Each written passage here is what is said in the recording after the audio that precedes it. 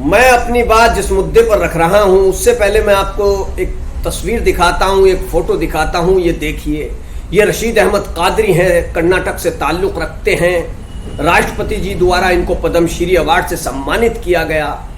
प्रधानमंत्री नरेंद्र मोदी ने जब इनसे मुलाकात की कार्यक्रम में, तो इन्होंने प्रधानमंत्री नरेंद्र मोदी से एक बात कही कि मुझे इस अवार्ड की, इस सम्मान की, इस पुरस्कार की उम्मीद कांग्रेस की हुकूमत में थी, कांग्रेस सरकार में थी, लेकिन नहीं मिला। और आपकी सरकार में तो मुझे बिल्कुल उम्मीद नहीं थी क्योंकि मैं मुसलमान हूं, लेकिन आपने मेरी इस सोच को गलत साबित कर दिया। और प्रधानमंत्री मुस्कुरा दिए, हाथ मिलाया। केंद्रीय गृह मंत्री अमित शाह भी यहां पर मौजूद, वो भी मुस्कुराए।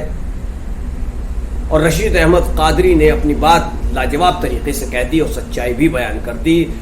अब इस तस्वीर के अलावा आपने खबरें पढ़ी होंगी, देखी होंगी कि जमीयत उलेमा हिंद के नेता मौलाना महमूद मदनी समेत मुस्लिम बुद्धिजीवी वर्ग के एक प्रतिनिधिमंडल ने मौलाना महमूद मदनी की सरबराही में नेतृत्व में होम मिनिस्टर अमित शाह से मुलाकात की। उनके सामने, मुसलमानों के सामने जो समस्याएं आ रही हैं वो रखी।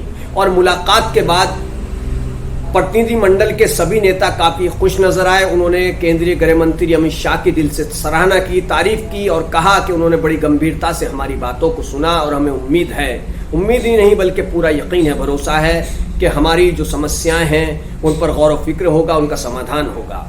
इससे पहले जमीयत उलेमा हिंद के अध्यक्ष मौलाना रशीद मदनी ने हरिद्वार में एक मशहूर हिंदू विद्वान से मुलाकात की। भगवा वस्त्र पहनाकर बाकायदा उन्होंने जमीयत चीफ मौलाना रशीद मदनी का इस्तकबाल किया।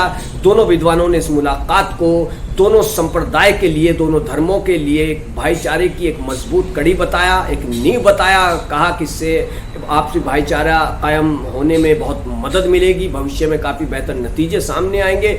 और उससे कुछ वक्त पहले मौलाना रशीद मदनी जो जमीयत उलेमा हिंद के चीफ है, उन्होंने दिल्ली में जाकर के RSS चीफ मोहन भागवत से मुलाकात की थी। अब मैं आपको बताता हूं कि दरअसल ये जो मुलाकातें हो रही हैं ये वैसे नहीं हैं। खुद को मुसलमानों का हमदर्द कहने वाली कुछ राजनीतिक पार्टियों ने जब मुसलमानों से दगा किया, ये दगा ही कहेंगे कि उनसे चुनावी वक्त में काफ़ी वादे किए गए, लेकिन उनको राजनीतिक तौर पर दरकिनार कर दिया गया। और जब वो राजनीतिक तौर पर दरकिनार हो गए तो मुसलमान आर्थिक रूप से भी कमज़ोर हो गए।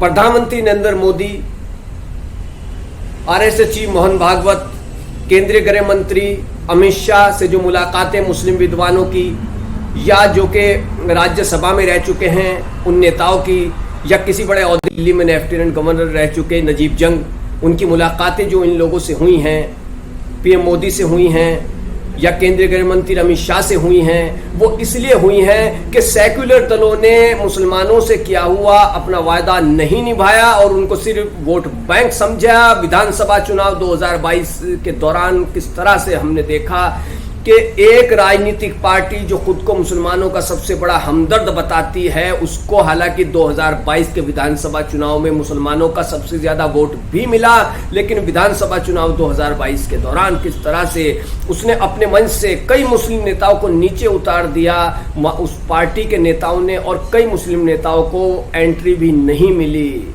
एक सहारनपुर के मुस्लिम नेता, नाम ले लेता हूँ, इमरान मसूद, उन्होंने किस तरीके से जब ये देखा कि मुझे नज़रअंदाज किया जा रहा है तो बहुजन समाज पार्टी का दामन थाम लिया। कई और नेताओं ने भी दामन थामा।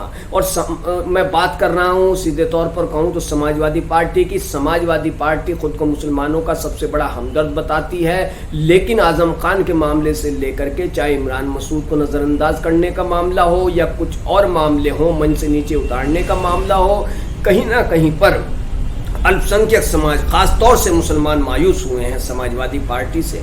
और ये मैं हवा में नहीं कह रहा हूं, बल्कि समय समय पर समाजवादी पार्टी के ही कई नेताओं की ज़बान से ये अल्फाज निकलते रहते हैं कि हाँ, हमको नज़रअंदाज किया गया या मुसलमानों को नज़रअंदाज किया जा रहा है। भले ही आज़म खान ने खुले तौर पर कुछ ना कहा हो, लेकिन शायराना अंदाज में कई बार वो समाजवादी पार्टी और उसके अध्यक्ष अखिलेश यादव पर तंज कसते रहे हैं। इसके अलावा कई और राजनीतिक पार्टियां हैं जो अपने अपने क्षेत्रों में, अपने अपने इलाकों में काफ़ी मजबूत हैं, खुद को मुसलमानों का हमदर्द कहती हैं। सत्ता भी कई बार मिल चुकी है मुसलमानों के सहारे, लेकिन उन्होंने बीजेपी का भय दिखाकर, भाजपा का खौफ दिखाकर कि हमको वोट नहीं दोगे तो भाजपा जाएगी, ये सब करके उनको खुद तो कुछ फ़र्क नहीं पड़ा, लेकिन मुसलमानों को उन्होंने राजनीतिक तौर पर ज़रूर कमज़ोर कर दिया। कितना कमज़ोर कर दिया इसके बारे में मैं गहराई में नहीं जाऊंगा, सभी भली भांति जानते हैं। भाजपा से दूरी बना करके, भाजपा का भय दिखा करके कि हम ही तुम्हारे हमदर्द हैं, और मुसलमानों को वोट बैंक समझ करके कुछ ऐसे राजनीतिक दल जो मुसलमानों की हमदर्दी का ढोंग करते हैं, खुद को मुसलमानों का हमदर्द बताते हैं, लेकिन असलियत में क्या है, क्या हमदर्दी है कि चुनावी मंचों से नीचे उतार दिया जाता है, जब टिकट मिलता है तब भी नज़रअंदाज कर दिए जाते। तो ये सब क्या है? अब इसीलिए मुस्लिम उलेमा हों या मुस्लिम बुद्धिजीवी वर्ग के लोग, इन्होंने सोच लिया है, समझ लिया है कि भाजपा से दूरी क्यों, राजनीतिक तौर पर मुसलमानों को आगे आना होगा।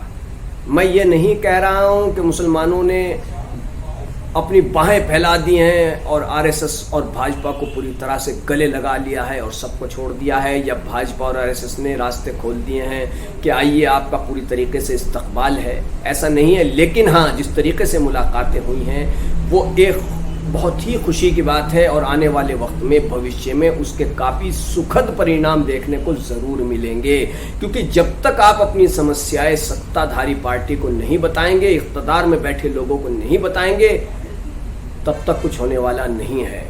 जैसा कि मैंने इस वीडियो के शुरुआत में आपको तस्वीर दिखाई रशीद अहमद कादरी की, जो कर्नाटक से हैं और एक हुनर में माहिर हैं, उनको पद्मश्री मिला। उन्होंने साफ कहा कांग्रेस की सरकार में उम्मीद थी, मोदी जी आपकी सरकार में नहीं थी, लेकिन आपने मेरी सोच को गलत साबित कर दिया और मोदी जी से दिल खोल कर मिले। तो ऐसा नहीं है कि सबका साथ, सबका विकास और सबका विश्वास जो कि भाजपा की नीति है, पीएम मोदी की नीति है, उसमें मुसलमान बिल्कुल नज़रअंदाज कर दिए गए हों।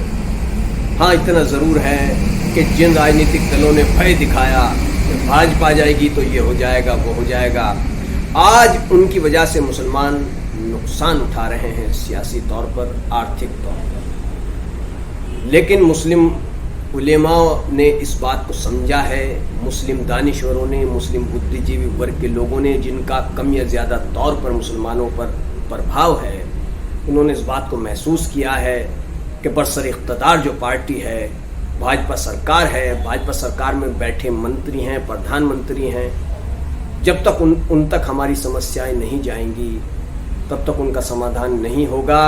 ये खुद को सेक्युलर कहने वाले दल ऐसे ही बेवकूफ़ बनाते रहेंगे, चुनाव आएंगे, बड़ी तरक्की की बातें होंगी, मुसलमानों की बदहाली निकल कर के सामने आएगी और भाजपा को बुरा भला कहा जाएगा। हालांकि मैं ये नहीं कह कि भाजपा ने मुसलमानों के विकास के लिए बहुत काम किए। भाजपा को जो विकास मुसलमानों का करना चाहिए था, जो मुसलमानों को भाजपा से उम्मीद थी और है, अफसोस की बात है कि उतना विकास मुसलमानों का नहीं हो पाया। लेकिन इतना ज़रूर है कि प्रधानमंत्री आवास योजना हो, आयुष्मान कार्ड हो या राशन का मामला हो, मुसलमानों को सभी की तरह इन योजनाओं का लाभ ज़रूर मिला है। और जो मुसलमानों के सामने परेशानियां हैं कि कहीं पर उनके साथ बदसलूकी होती है, आपत्तिजनक नारे लगाए जाते हैं, या कहीं पर हिंसा में कुछ नफरत फैलाने वाले लोग उनको निशाना बनाते हैं, इसी समस्या को लेकर के मुस्लिम उलेमाओं के प्रतिनिधिमंडल ने होम मिनिस्टर अमित शाह साहब से मुलाकात की है, प्रधानमंत्री को भी अवगत कराया है। तो जाहिर सी बात है कि जिस तरह से उन्होंने यकीन दिलाया है, उसके काफ़ी बेहतर नतीजे मुस्तकबिल में, भविष्य में सामने आएंगे। और इससे एक बात ज़रूर साबित होती है कि मुसलमानों का राजनीतिक दृष्टिकोण अब तब्दील हो रहा है, बदल रहा है। अब वो नहीं रह गए हैं कि एक ही पार्टी के साथ चलें, वो चाहे जो सलूक करे, बेवकूफ़ बनाए, गुमराह करे, उसी को वोट दें। ऐसा नहीं है। जहाँ पर कांग्रेस का विकल्प मिला वहाँ पर मुसलमानों ने उसको वोट दे दिया, जैसे दिल्ली में आम आदमी पार्टी।